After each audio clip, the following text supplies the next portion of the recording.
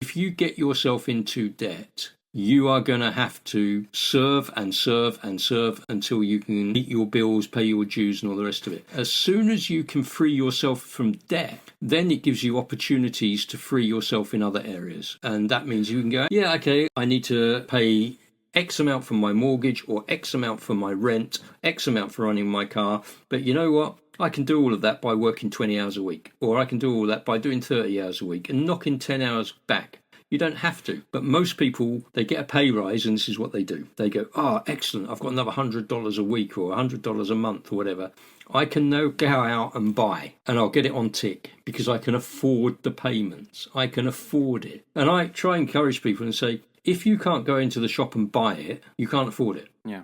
Don't put it on the never never. Don't put it on the never never. Because all you're doing is you're playing into the system and you're playing into what will tie you down and bog you down and become a slave driver to you. So I'd encourage people to always get out of debt, and that will free you and liberate you in all of these other areas like work. I see it differently, and I admit I'm different. You are different. There was an old loaf in the 80s called Sunblessed. Yes. And loafing about that was my nickname, Sunblessed. Yes. I don't see the point of working harder to get half the productivity that if you work less, you'd get more. Because you're refreshed. And also, the problem with going up the ladder doesn't mean that you're doing another job. You're just doing more stuff. It used to be in the Navy, if you got promoted, you had a completely different set of things to do. But in the commercial world, you're just doing more and more. Well, there's only a certain amount of energy and time you can give before you can't do any more. So I don't see the point, personally. There is absolutely no point. But this comes from the wisdom of recognising that you don't have to sit in the system. And most people want to sit in the system, and so therefore the system perpetuates.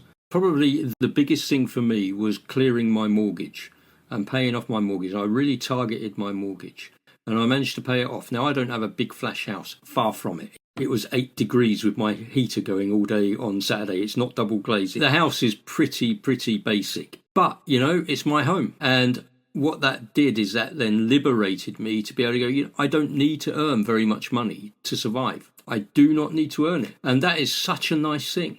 I would rather have a flipping caravan that I owned than have a flipping dirty, great big mortgage around my neck for something that feels like a millstone. Well, I had it twice in the UK. Yeah. And my parents were told, they were the generation, get these certain kind of mortgages and they'll be paid off by the time you get to your 60s. Endowment mortgages, I think that's what they called them, wasn't it? Yeah. It was a scam right at the back end of the 90s, and my parents took another 10 years to pay it off. Low-cost endowment mortgages, I think they called them. Yeah, that was a scam. Scam and a half. Yeah, lots of people fell for that.